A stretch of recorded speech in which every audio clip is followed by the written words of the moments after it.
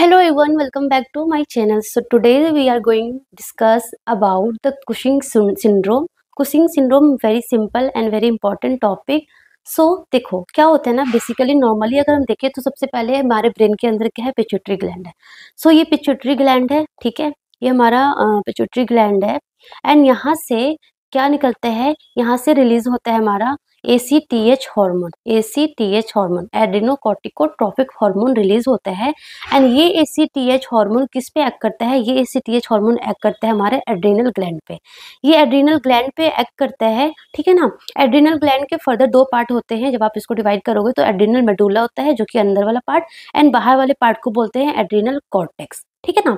Adrenal cortex से hormone निकलता है, एक हार्मोन निकलता है, बहुत सारे हार्मोन रिलीज करता है वैसे adrenal medulla, adrenal cortex. So basically हम कुशिंग सिंड्रोम पढ़े तो हमें वो उस वाले हार्मोन पे फोकस करना है. सो एड्रेनल कॉर्टेक्स से लाइक 3 लेयर होती है इसकी 3 लेयर्स होती है. जो बीच वाला लेयर है फेसिकुलेटा, वहां से रिलीज होता है हमारा क्या, कॉर्टिसोल, ठीक है ना. पिट्यूटरी ग्लैंड से हमारा ACTH निकला, ACTH ने एड्रेनल कॉर्टेक्स पे एक्ट किया, वहां से हमारा कॉर्टिसोल हार्मोन रिलीज हुआ. एंड नॉर्मली क्या होता है ना, जैसे कि हम मॉर्निंग में उठते हैं, like from 6 AM to 10 AM मान लो आप. जब हम उठते हैं तो लाइक हमें पूरे दिन की एक्टिविटी करनी होती है, तो हमारा लाइक स्ट्रेस लेवल एकदम हाई होता है कि हमें ये करना है वो करना है, पूरी एक्टिविटीज करनी है. सो मॉर्निंग में क्या होता है, like from 6 AM to 10 AM हमारा जो कॉर्टिसोल लेवल है ना एकदम हाई होता है, ठीक है, एकदम हाई होता है. एंड जैसे जैसे दिन हमारा गुजरता जाता है, जो गुजरता जाता है, जो कॉर्टिसोल लेवल क्या होने लगता है, धीरे धीरे कम होने लगता है. सो लाइक नाइट में क्या होगा, कॉर्टिसोल लेवल एकदम कम हो जाता है, ठीक है ना. मॉर्निंग में क्या होता है, एकदम ज्यादा होता है, एंड नाइट में कम होता है, जिसको क्या बोलते हैं, डाईयूरनल वेरिएशन होता है. क्या होता है, डाईयूरनल वेरिएशन होता है, ठीक है ना. कॉर्टिसोल का क्या होता है, डाईयूरनल वेरिएशन होता है नॉर्मली, लाइक हमारे में, लाइक मॉर्निंग में कॉर्टिसोल ज्यादा होगा, एंड जैसे जैसे हमारा दिन गुजरता जाएगा, लाइक नाइट में जो कॉर्टिसोल है वो क्या हो जाएगा, कम हो जाएगा. बट इन कुशिंग सिंड्रोम में क्या होता है, कॉर्टिसोल लेवल क्या हो जाता है, इंक्रीज हो जाता है. कॉर्टिसोल लेवल इंक्रीज हो जाता है, ये तो हमें पता है कि कुशिंग सिंड्रोम में कॉर्टिसोल इंक्रीज हो जाता है. बट जो ये डाईयूरनल वेरिएशन होता है ना, ये लॉस्ट हो जाता है. मतलब क्या होगा ना कि कॉर्टिसोल मतलब from morning to evening to night all over the time continuous जो कॉर्टिसोल लेवल जो है वो हमेशा इंक्रीज रहेगा. डाईयूरनल वेरिएशन जो है वो नहीं होता है इन कुशिंग सिंड्रोम में. Very very very important. So Cushing syndrome मतलब कि loss of diurnal variation of cortisol production. तो ऐसा जो डाईयूरनल वेरिएशन होता है ना, मॉर्निंग में ज्यादा पीक एकदम, एंड लाइक जैसे जैसे दिन गुजरता है जो पीक लेवल है वो कम होने लगता है. सो जो डाईयूरनल वेरिएशन है वो क्या हो जाती है, लॉस हो जाती है इन कुशिंग सिंड्रोम में, है ना. मतलब कि कॉर्टिसोल जो लेवल है वो क्या हो जाती है, हाई हो जाती है. अब क्यों हो जाती है, कॉजेज क्या है. सो ढेरों सारे कॉज है. सिंपल फर्स्ट कॉज क्या है, जो मोस्ट कॉमन कॉज, अगर आपसे एग्जाम में पूछ लिया कि most common exogenous cause of Cushing syndrome, so that is the iatrogenic steroids. मतलब कि ऑलरेडी वो पेशेंट है, उसको कोई डिजीज है, लेट सपोज उसको कोई ऑटो इम्यून डिजीज है, ऑटो इम्यून कोई डिजीज है ना. And because of this auto immune disease वो क्या ले रहा है, वो स्टेरॉइड्स ले रहा है, लाइक लेट सपोज प्रेडनिसोलोन ले रहा है ना. प्रेडनिसोलोन ले रहा है जिससे कि उसको मियासीनिया ग्रेविस है ना, ऑटो इम्यून डिसऑर्डर है. एंड उसको इसलिए वो क्या ले रहा है, वो हमारा प्रेडनिसोलोन ले रहा है. प्रेडनिसोलोन ले रहा है, सो ये क्या है, स्टेरॉइड्स है. सो स्टेरॉइड्स ले रहा है, सो बिकॉज ऑफ द स्टेरॉइड्स क्या करेगा, ग्लूकोकॉर्टिकॉइड्स है तो कॉर्टिसोल क्या कर देगा, इंक्रीज कर देगा. सो उसका कॉर्टिसोल क्या रहेगा, इंक्रीज रहेगा. So because of the iatrogenic steroids, because of some disease की वजह से वो स्टेरॉइड्स ले रहा है, तो वो भी कॉर्टिसोल लेवल इंक्रीज कर सकता है. एंड कॉर्टिसोल इंक्रीज होगा तो ऑफकोर्स कुशिंग सिंड्रोम हो सकता है. So this is the most common cause, very important. Hydrogenic steroids is the most common cause for Cushing syndrome. Second, और क्या प्रोडक्शन और क्या प्रॉब्लम हो सकता है, that is the ectopic production of ACTH hormone. मैंने क्या बोला, ACTH कौन रिलीज कर रहा है, पिट्यूटरी ग्लैंड रिलीज कर रहा है. ACTH जो है वो पिट्यूटरी ग्लैंड हमारा ACTH हार्मोन रिलीज कर रहा है. एंड वो ACTH एड्रिनल कॉर्टेक्स पे एक्ट करके वहां से कॉर्टिसोल रिलीज कर रहा है. नॉर्मल कंडीशन में लाइक हमारे में ऐसा होता है. बट इन सम कंडीशन क्या होता है, ectopic production of ACTH. Ectopic मतलब कि एक्टोपिक का मतलब ही होता है एबनॉर्मल प्लेस, जिसकी जो जगह है वहां से नहीं, एबनॉर्मल जगह से ACTH का प्रोडक्शन हो रहा है. कब, कैसे? सो लाइक अगर कार्सिनोइड सिंड्रोम हो या फिर लाइक ब्रोंकोजेनिक कार्सिनोमा हो, स्मॉल सेल लंग कार्सिनोमा हो, सो इन दैट कंडीशन क्या होता है ना कि वो जो एडिनोमास होते हैं, वो जो ट्यूमर होते हैं ना, वो लोग एसीटीएच हार्मोन रिलीज करने लग जाते हैं, एड्रीनोकोर्टिकोट्रोपिक हार्मोन रिलीज करने लग जाते हैं, एंड वो एसीटीएच इंक्रीज होगा एंड वो हमारे एड्रिनल ग्लैंड पे एक्ट करेगा, एड्रिनल कॉर्टेक्स पे एक्ट करेगा, एंड वहां से कॉर्टिसोल लेवल भी इंक्रीज होगा, एंड कॉर्टिसोल इंक्रीज होगा मतलब कि कुशिंग सिंड्रोम। ठीक है ना? सो because of the ectopic production of ACTH Cushing syndrome हो सकता है। ठीक है ना? एंड जो ये हमारा एसीटीएच हार्मोन होता है ना, एड्रीनोकोर्टिकोट्रोपिक हार्मोन, इस ये it is also act like a melanocyte stimulating hormone की तरह भी एक्ट करता है। सो इसलिए अगर एसीटीएच इंक्रीज होता है ना, so it will leads to hyper pigmentation like oral cavity में हाइपर पिगमेंटेशन होगा, जो हमारा पाम है, सोल सेल्स की जो क्रीजेस है वहां पे आपको हाइपर पिगमेंटेशन दिखने को मिलेगा, है ना? सो अगर एसीटीएच इंक्रीज होता है तो हाइपर पिगमेंटेशन भी देखने को मिलेगा। सो लाइक आप कुशिंग सिंड्रोम में आगे जब हम सिम्टम्स पढ़ेंगे ना, तो उसमें आप हाइपर पिगमेंटेशन देखना कि हाइपर पिगमेंटेशन भी प्रेजेंट होता है। ठीक है ना? थर्ड कॉज क्या हो सकता है? थर्ड हमारा पिट्यूटरी एडिनोमा, जो पिट्यूटरी ग्लैंड है जहां से एसीटीएच रिलीज हो रहा था, उसी में एडिनोमा हो गया, उसी में ट्यूमर हो गया। सो वो बहुत सारा एसीटीएच रिलीज किया जा रहा है, बहुत सारा एसीटीएच रिलीज किया जा रहा है, एंड वो बहुत सारा एसीटीएच हमारे कहाँ पे आ रहा है? एड्रिनल कॉर्टेक्स पे आ रहा है, तो अगेन बहुत सारा कॉर्टिसोल भी रिलीज हो रहा है, बहुत सारा कॉर्टिसोल रिलीज हो रहा है मतलब कि कुशिंग सिंड्रोम, है ना? And this is the endogenous cause है। ये क्या है? मोस्ट कॉमन एंडोजीनस कॉज है, जिसको कुशिंग डिजीज भी बोलते हैं। क्या बोलते हैं? कुशिंग डिजीज भी बोला जाता है। So Cushing syndrome is a broad term, and Cushing disease it like Cushing syndrome का एक कॉज है कुशिंग डिजीज, है ना? सो ये हो गया। एंड फोर्थ कॉज क्या हो सकता है? फोर्थ की एड्रिनल एडिनोमा ही हो गया। जो एड्रिनल ग्लैंड है, जो हमारा फर्स्ट हमारा पिट्यूटरी ग्लैंड है, एंड सेकंड क्या? हमारा एड्रिनल ग्लैंड, जो हमारा किडनी के ऊपर जो हमारा एड्रिनल ग्लैंड था, उसमें ही एडिनोमा हो गया। तो बहुत सारा क्या रिलीज कर रहा है? वो बहुत सारा कॉर्टिसोल इंक्रीज कर रहा है। उसको एसीटीएच से फर्क ही नहीं पड़ रहा है। पिट्यूटरी ग्लैंड से एसीटीएच जो है हार्मोन आए या ना आए, उसको कोई फर्क ही नहीं पड़ रहा है। वो अपने मन के अकॉर्डिंग बहुत सारा कॉर्टिसोल रिलीज किया जा रहा है, एंड कॉर्टिसोल इंक्रीज होगा तो ऑफकोर्स कुशिंग सिंड्रोम होगा। ठीक है ना? सो लाइक इन आयोट्रोजेनिक स्टेरॉइड्स अगर यूज करेंगे या फिर एड्रिनल एडिनोमा में, इन दोनों कंडीशन में क्या होगा? कॉर्टिसोल इंक्रीज रहेगा और एसीटीएच क्या होगा? कम रहेगा। एसीटीएच हार्मोन क्या रहेगा? कम रहेगा। But in ectopic production of ACTH में एंड पिट्यूटरी एडिनोमा में, इन दोनों कंडीशन में एसीटीएच ज्यादा रहता है, एंड बिकॉज ऑफ दैट हमारा कॉर्टिसोल लेवल भी ज्यादा रहता है। ठीक है ना? सो ये हमारा कॉज हो गए एंड हम कॉज के बाद हमारा फीचर्स की बात आती है कि क्लिनिकल फीचर्स क्या होता है। सो आप इस इमेज को देख लो, आपके माइंड में सारा कुछ बन जाएगा किस तरीके का क्या बोलते हैं क्लिनिकल फीचर्स होते हैं। सो हम ऊपर से स्टार्ट करते हैं। सो फेस कैसा होता है? मून शेप फेस होता है। कैसा होता है? मूनी फेस होता है, मून शेप फेस होता है ना। सो लाइक मून फेसिस होता है, बड़ा सा ट्रंक एंड पतला सा पैर। सो मून फेसिस होता है, एंड जो फैट ना यहाँ पे डिपॉजिट हो जाते हैं पूरा हमारा लाइक नेक और ये मसल्स पे। सो कैसे बुफेलो हम्प जैसा फील अपीयरेंस होता है ना, बुफेलो हम्प जैसा अपीयरेंस होता है। एंड सेंट्रल ओबेसिटी होती है, सेंट्रीपिटल ओबेसिटी होता है, मतलब बीच में ऐसे पेट निकलता जाता है। सो सेंट्रल ओबेसिटी होगी, एंड पैर क्या होते हैं? पूरे थिन से होते हैं। ठीक है? प्लस और क्या देखने को मिलता है? बॉडी पे ना ऐसे स्ट्रेच मार्क्स देखने को मिलेगा, स्ट्राया, जिसको स्ट्राया बोलते हैं, जो प्रेगनेंसी में देखने को मिलता है। बट प्रेगनेंसी में ना पिंक कलर का होता है, बट यहाँ पे ना पर्पल और वायलेट कलर का डिस्कलरेशन होता है, स्ट्राया। एंड उसके अलावा गायनोकोमेस्टिया भी देखने को मिलता है, like enlargement of the breast हो गया। ठीक है ना? एंड प्रोक्सिमल मायोपैथी, मतलब कि जो थिन है, वो जो लेग है ना, बहुत थिन होता है। As you can see in this picture, देखो जो इसका प्रोपोर्शन है, जो बॉडी का कंपोजिशन है, जो प्रोपोर्शन है, उसके अकॉर्डिंग जो लेग है वो बहुत थिन होता है। सो लाइक जो हिप के पास ना बहुत पेन होगा, मसल्स में पेन होगा, वीकनेस होगा। सो प्रोक्सिमल मायोपैथी हो गया। इजी ब्रूसिबिलिटी, मतलब कि थोड़ा सा भी चोट लगेगा ना, थोड़ा सा भी कुछ लगे तो बहुत इजिली ब्रूज हो जाएगा उसको, है ना? इजिली ब्रूज, इजिली दिख रहा है आपको यहाँ पे, फटाफट इसके वुंड से बन गए, फटाफट ब्रूज हो जाते हैं, बहुत जल्दी ब्रूज हो जाएंगे, ब्रूजिंग हो जाएगी। एंड वीकनेस, बहुत सीवियर वीकनेस होगा, लेसिट्यूड होगा।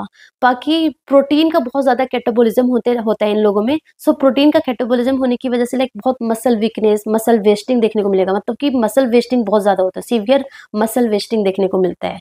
ठीक है ना? एंड लाइक ऑस्टियोपोरोसिस भी होता है। सो ऑस्टियोपोरोसिस की वजह से लाइक आपको काइफोसिस, बैक एक या फिर फ्रैक्चर भी होने के चांसेस होते हैं। ठीक है ना? उसके अलावा मिनरलोकॉर्टिकॉइड एक्टिविटी भी कम हो जाती है, सो जिसकी वजह से क्या होता है, हाइपरनेट्रीमिया, सोडियम रिटेंशन होता है, सो हाइपरनेट्रीमिया, सोडियम रिटेंशन होगा so like hypertension, hyper heart failure के भी चांसेस होते हैं, है ना। उसके अलावा मिनरलोकॉर्टिकॉइड की एक्टिविटी बढ़ गई, कम हो गई है, सो क्या होगा कि हमारा हाइपोकैलेमिया देखने को मिलेगा, हाइपरनेट्रीमिया, सोडियम का रिटेंशन हो रहा है, पोटेशियम का एक्सक्रीशन हो रहा है, सो हाइपोकैलेमिया और हाइपरनेट्रीमिया होगा।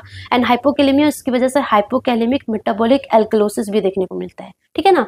एंड कॉर्टिसोल ज़्यादा है मतलब कि ग्लूकोकॉर्टिकॉइड हार्मोन ज़्यादा है, मतलब कि क्या होगा कि इंसुलिन रेजिस्टेंस देखने को मिलेगा। इंसुलिन रेजिस्टेंस मतलब कि अगर फास्टिंग ब्लड शुगर चेक करोगे ना, तो वो मोर देन 126 mg पर DL होगा, मतलब कि हाइपरग्लाइसीमिया होगा, सिंपल बोले तो हाइपरग्लाइसीमिया होगा, है ना। एंड जिसकी वजह से स्लो हीलिंग भी होती है, थोड़ा सा चोट भी लगेगा तो हीलिंग बहुत स्लोली होगा, एंड बहुत जो वुंड है वो बहुत ज़्यादा ही बढ़ जाता है, ठीक है ना।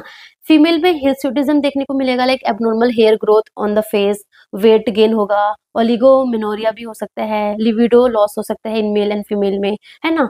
एंड हाइपर पिगमेंटेशन जो है प्रेजेंट भी हो सकता है और एब्सेंट भी हो सकता है। क्यों? क्योंकि मैंने क्या बोला कि जो दो कंडीशन है, ये हमारा एट्रोजेनिक स्टेरॉइड्स यूज करने पे या फिर एड्रीनल एडिनोमा होगा, तो इन दैट केस हमारा ACTH क्या हो रहा है, कम हो रहा है, सिर्फ कॉर्टिसोल बढ़ रहा है, ठीक है ना। बट जो हाइपर पिगमेंटेशन वो किसकी वजह से होगा, ACTH की वजह से होगा। तो अगर ectopic production of ACTH hormone होगा या फिर पिट्यूटरी एडिनोमा है, तभी हाइपर पिगमेंटेशन देखने को मिलेगा, ठीक है ना। उसके अलावा मूड में like depression, mood swings, irritable भी देखने को मिलता है। सो ये हमारा क्लिनिकल फीचर्स है, सिंपल, बहुत सिंपल है। मून फेसेस, बुफेलो हम, सेंट्रल ओबेसिटी, है ना, इजी ब्रूजिंग होगा, क्या बोलते हैं, काइफोसिस वगैरह होने के चांसेस होता है, हाइपरग्लाइसीमिया, हाइपोनेट्रीमिया, हाइपोकेलीमिया, हाइपरनेट्रीमिया, हाइपरग्लाइसीमिया, हाइपोकेलीमिया, है ना, ये होते हैं हमारे, ठीक है। सो ये हमारा क्लिनिकल फीचर्स होता है। कमिंग टू द डायग्नोसिस, कि हम कैसे डायग्नोसिस करते हैं, ये डायग्नोसिस बहुत इंपॉर्टेंट है। सो एक हमारा स्क्रीनिंग टेस्ट होता है, स्क्रीनिंग टेस्ट में हम क्या करते हैं, 24 आवर्स यूरिन जमा करते हैं, लाइक हम पेशेंट को बोलते हैं कि आज 8 AM से आपको यूरिन कलेक्ट करना है टिल टुमारो 8 AM तक, है ना, 24 आवर्स तक। 24 आवर्स का हम यूरिन कलेक्ट करते हैं, उसमें हम क्या चेक करते हैं, उसमें हम कॉर्टिसोल लेवल चेक करते हैं, कॉर्टिसोल लेवल चेक करते हैं, वो इंक्रीज रहेगा, ठीक है ना। या उसके अलावा हम स्लाइवरी कॉर्टिसोल भी चेक करते हैं, जो सलाइवा होता है ना उसमें भी कॉर्टिसोल चेक करते हैं, ठीक है ना। सो ये हमारा स्क्रीनिंग टेस्ट है। उसके अलावा हमारा कंफर्मेटरी टेस्ट, जैसे कि हम क्या करते हैं, low dose dexamethasone suppression test करते हैं।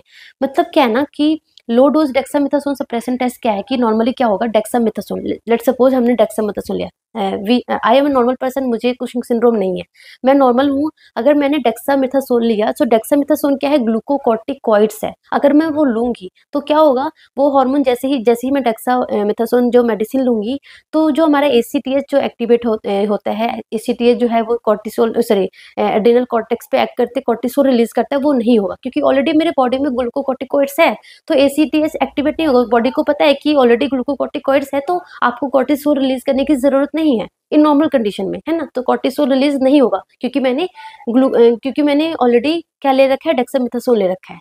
But in Cushing syndrome patient क्या होगा कि उन्होंने क्या बोलते हैं, उनके अंदर क्या होगा, उन्होंने अगर डेक्सामेथासोन लिया है, स्टिल उसकी बॉडी को कोई फर्क नहीं पड़ता है कि तुमने ग्लूकोकॉर्टिकॉइड्स लिया है या नहीं लिया है, वो अपना कॉर्टिसोल लेवल देगा ही देगा, वो अपना कॉर्टिसोल रिलीज करेगा ही करेगा।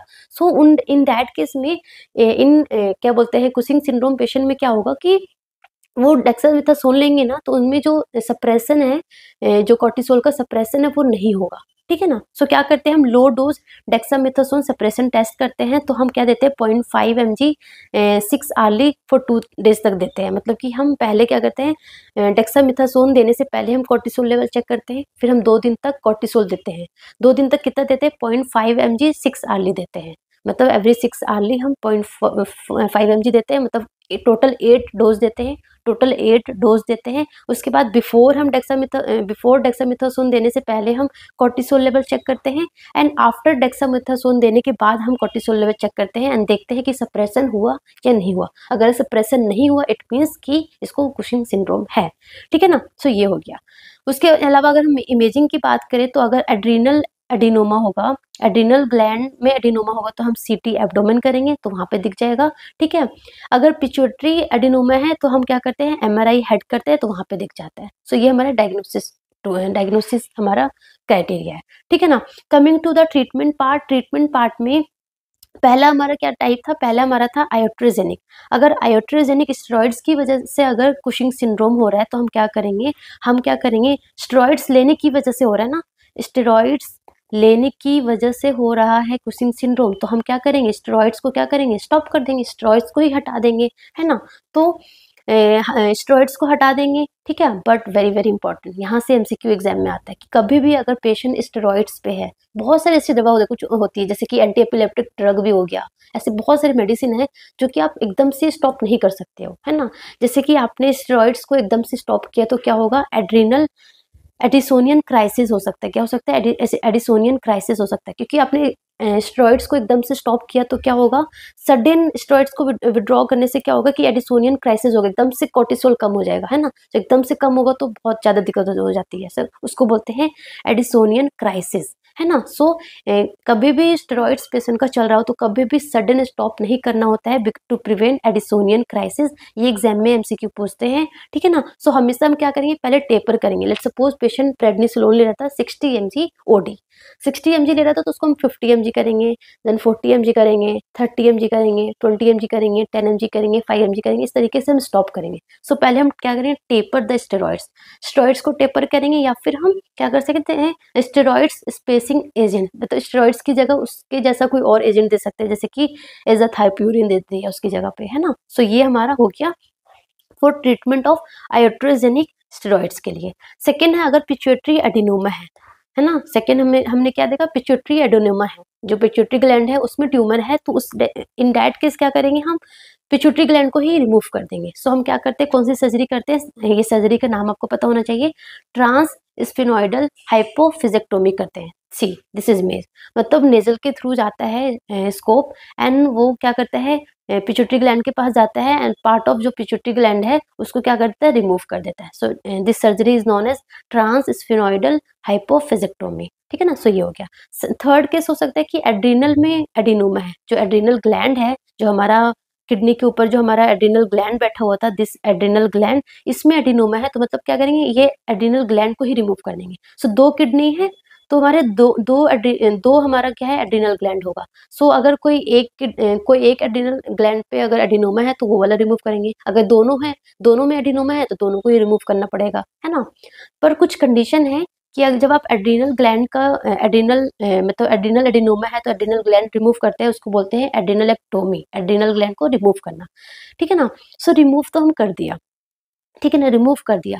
बट क्या हुआ ना, रिमूव करने से पहले बहुत इंपॉर्टेंट है कि प्रायर टू सर्जरी हमें कुछ मेडिसिन देना पड़ता है, जैसे कि मिटोटेन हो गया, मिटाइरापोन हो गया, कीटोकोनाजोल हो गया, अमाइनोग्लूटाथिमाइड हो गया, ये कुछ ड्रग्स हमें देने पड़ते हैं प्रायर टू सर्जरी। ये ड्रग क्या है, ये ड्रग है हमारे एड्रिनल एंजाइम इनहिबिटर्स। क्यों देते हैं हम एड्रिनल एंजाइम इनहिबिटर्स, इसलिए देते हैं क्योंकि एड्रिनल एडिनोमा है, एड्रिनल ग्लैंड में एडिनोमा है, ट्यूमर है, एंड वहां से बहुत सारा कॉर्टिसोल रिलीज हो रहा है, बहुत सारा कॉर्टिसोल रिलीज हो रहा है। तो क्या हो सकता है कि ड्यूरिंग सर्जरी आप एड्रिनल ग्लैंड को लाइक मैनिपुलेट करोगे रिमूव करने के लिए, तो हो सकता है एकदम से और रश ऑफ कॉर्टिसोल रिलीज होगा, रश ऑफ कॉर्टिसोल रिलीज होगा तो एकदम से बहुत ज्यादा कॉर्टिसोल बॉडी में हो जाएगा।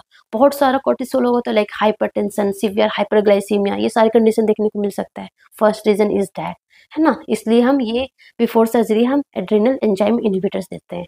सेकंड और क्या हो सकता है कि ड्यूरिंग सर्जरी तो ये होने के चांसेस है, एंड आफ्टर सर्जरी क्या होने के चांसेस है कि हमने लाइक मैनिपुलेट किया, बहुत सारा कॉर्टिसोल रिलीज हुआ, तो लाइक आफ्टर सर्जरी जैसे कि हमने सर्जरी करके रिमूव कर दिया एड्रिनल ग्लैंड को, तो जो नॉर्मल वाला एड्रिनल ग्लैंड है उसको तो ये फील होगा ना कि बॉडी में तो ऑलरेडी अभी बहुत सारा कॉर्टिसोल है, तो अभी मैं स्टॉप हो जाता हूँ, अभी मैं कॉर्टिसोल रिलीज नहीं करता हूँ। सो वो अभी जो है वो सप्रेस कर देगा, अभी वो कुछ टाइम के लिए वो कॉर्टिसोल रिलीज नहीं करेगा, तो एडिसोनियन क्राइसिस हो सकता है।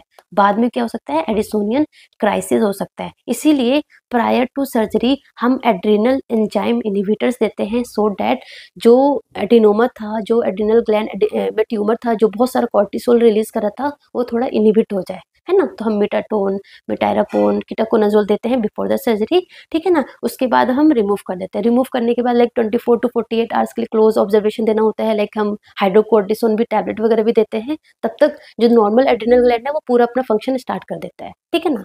बट अगर ऐसा हो गया कि दोनों के दोनों जो एड्रिनल ग्लैंड है दोनों में ही ट्यूमर है, तो दोनों ही निकालना पड़ जाएगा, तो दोनों ही निकालते हैं। सो इन दैट केस में क्या करते हैं, बाइलेटरल एड्रेनलेक्टोमी अगर करते हैं, सो एड्रिनल ग्लैंड तो रिमूव हो गया। सो एड्रिनल ग्लैंड कितने सारे हार्मोन रिलीज कर रहा था, मिनरलोकॉर्टिकॉइड, ग्लूकोकॉर्टिकॉइड्स है ना, एपिनेफ्रिन, नॉरएपिनेफ्रिन, बहुत सारे हार्मोन रिलीज कर रहा था। तो सडन वो सारे हार्मोन कम हो जाएंगे, बट बॉडी में वो हार्मोन तो चाहिए ना, तो हम क्या करते हैं, इन केस ऑफ बाइलेटरल एड्रेनलेक्टोमी क्या करते हैं, जस्ट आफ्टर सर्जरी तो हम आईवी हाइड्रोकॉर्टिसोन देते हैं, ठीक है ना। एंड बाद में फॉर लाइफ टाइम के लिए हम क्या देते हैं, पेशेंट को पोस्ट ऑफ टैबलेट हाइड्रोकॉर्टिसोन दिया जाता है, and this will go for life time के लिए। So this is very important. अगर यूनिलेटर, अगर एक एड्रिनल ग्लैंड रिमूव कर रहे हैं तो कोई बात नहीं है, दूसरा एड्रिनल ग्लैंड काम कर लेगा, काइंड ऑफ किडनी की तरह की, एक किडनी हटा दिया दूसरी किडनी काम कर लेगा।